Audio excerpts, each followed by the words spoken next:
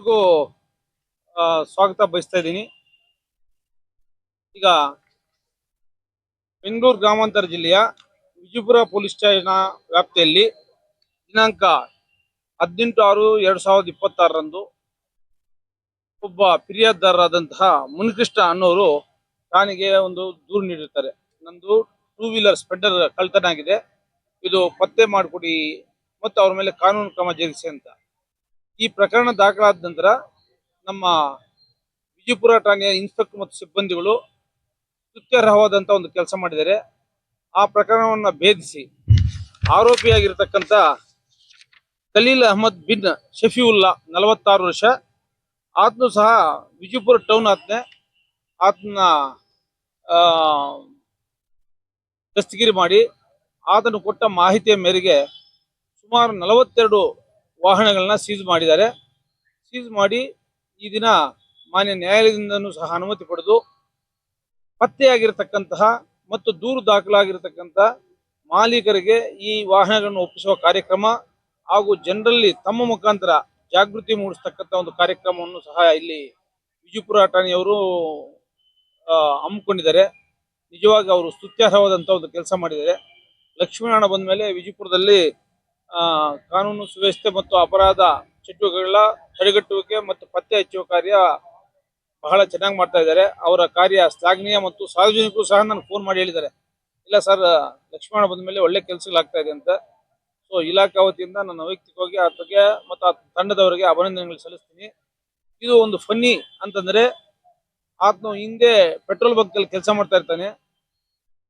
ಜೀವನ ನಿರ್ವಹಣೆಗೆ ಅದು ಕಷ್ಟದಾಯಕ ಅಂತ ಹೇಳ್ಬಿಟ್ಟು ಹೇಳಿ ಈ ಒಂದು ವಾಹನ ಕದ್ದು ಬಹಳ ಸುಲಭವಾಗಿ ಹಣ ಗಳಿಸ್ತಕ್ಕಂಥ ಒಂದು ಕೃತ್ಯಕ್ಕೆ ಕೈ ಹಾಕ್ತಾನೆ.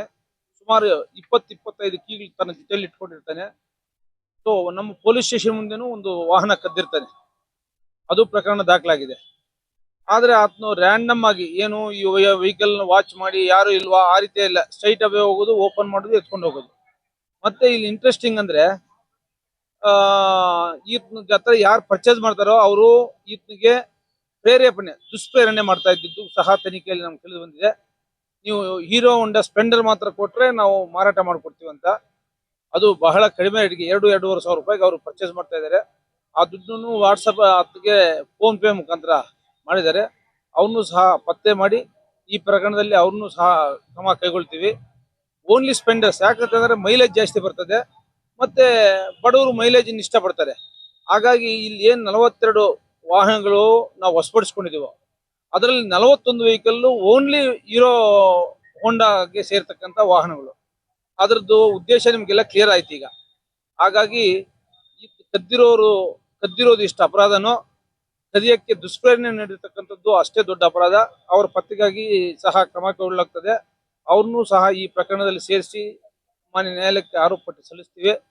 ತಾವುಗಳು ಸಹ ಮಾಲೀಕರಿಗೆ ಇದು ಜಾಗೃತಿ ಮೂಡಿಸಬೇಕು. ಯಾಕಂದ್ರೆ ವಾಹನಗಳನ್ನ ಎಲ್ಲೇ ನಿಲ್ಲಿಸಬೇಕಾದ್ರೆ ಅವರು ಎಲ್ಲಾ ರೀತಿಯಾದಂತ ಒಂದು ಮುನ್ನೆಚ್ಚರಿಕೆ ಕ್ರಮಗಳು ತಗೋಬೇಕು.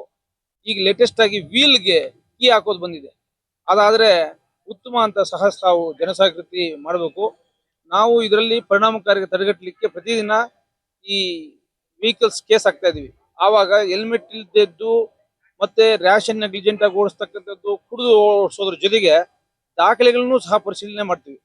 ಕೆಲವ್ರಿಗೆ ಅದು ನ್ಯೂಸೆನ್ಸ್ ಅಂತ ಅನಿಸ್ಬೋದು, ಆದ್ರೆ ನೋಡು ಅದರಿಂದ ಎಷ್ಟು ಇಂಪಾರ್ಟೆಂಟ್ ಅನ್ನೋದು ನಿಮ್ಗೆ ಈಗ ಅರ್ಥ ಆಗ್ತದೆ. ಅವನು ಕದ್ದು ಓಡಿಸ್ತಾ ಇದ್ರೆ ಅದು ಗೊತ್ತಾಗ್ತದೆ. ಅವನೇನಾದ್ರೂ ಆಕ್ಸಿಡೆಂಟ್ ಆದ್ರೆ ಅವನಿಗೆ ಏನು ಪರಿಹಾರ ಬರೋದಿಲ್ಲ. ಮತ್ತೆ ನಾವು ಆ ಸತ್ತವ್ರಿಗೆ ಇನ್ಶೂರೆನ್ಸ್ ಇಲ್ಲ, DL ಇಲ್ಲ, ವಾಹನನು ಕದ್ದಿರೋದಂದ್ರೆ ನಾಳೆ ಬೆಳಗ್ಗೆ ಆ ನತದೃಷ್ಟ ಕುಟುಂಬಕ್ಕೆ ಅನ್ಯಾಯ ಆಗ್ತದೆ ಅಂತೇಳಿ, ಎಸ್ಪೆಷಲಿ ನಾನು ಬಂದ ಮೇಲೆ ಹೋದ ವರ್ಷ ಎಷ್ಟು ಪ್ರಕರಣಗಳು ದಾಖಲೆ ಆಗಿದೆಯೋ ಈಗ 3 ತಿಂಗಳಲ್ಲೇ ನಾವು ಅಷ್ಟು ಪ್ರಕರಣ ದಾಖಲೆ ಮಾಡಿದ್ವಿ. ಮತ್ತೆ ಆ ದಂಡವನ್ನು ಸಹ ಕಟ್ಟಿರ್ತೀವಿ. ತಾವುಗಳೆಲ್ಲ ಈ ಪೊಲೀಸರ ಕೆಲಸಕ್ಕೆ ಏನು ಕೋರ್ಟ್ ಕೇಸಸ್ ಆಗ್ತಾ ಇದಾರೋ ಅದಕ್ಕೆ ತಾವೆಲ್ಲ ಸಹಕರಿಸಬೇಕು, ಜನರಲ್ಲಿ ಜಾಗೃತಿ ಮೂಡಿಸಬೇಕು. ಇಂಥ ಅಪರಾಧಗಳಾಗದಂತೆ ನಾವು ಕ್ರಮ ಕೈಗೊಳ್ತೀವಿ. ಅದಕ್ಕೆ ತಾವು ಮೀಡಿಯಾದವರ ಸಹಕಾರವನ್ನು ನಾನು ಬಯಸ್ತಾ ಇದ್ದೀನಿ. Thank you to all.